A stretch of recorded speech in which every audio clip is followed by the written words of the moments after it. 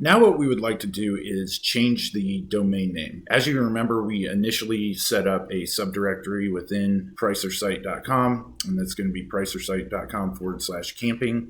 And so now what we want to do is, instead of having the domain name pricersite, we are going to change it to pricecamping.com.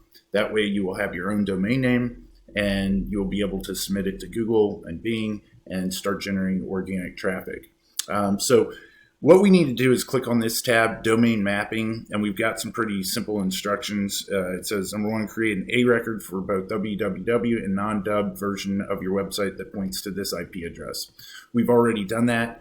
Within your domain registrar, we recommend using Google, but within your domain registrar, it's basically the same process. The interface might look a little bit different, but it's the same process. And what you're going to do is come into the DNS settings, and we are going to click on Manage Custom Records, and we see that we've got our custom records right here. For the non-dubbed version, we just leave this blank, and then the record type is A and point to this IP address. And then for the www version, we insert that there and then point it to this IP address.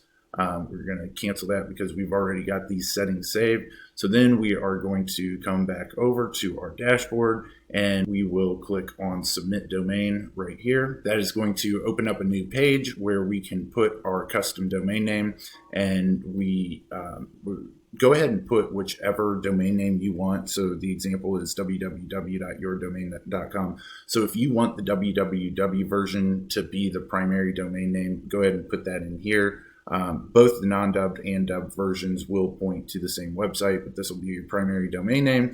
And then we need your current URL, what your website is currently under. So pricersite.com/camping would be for this field.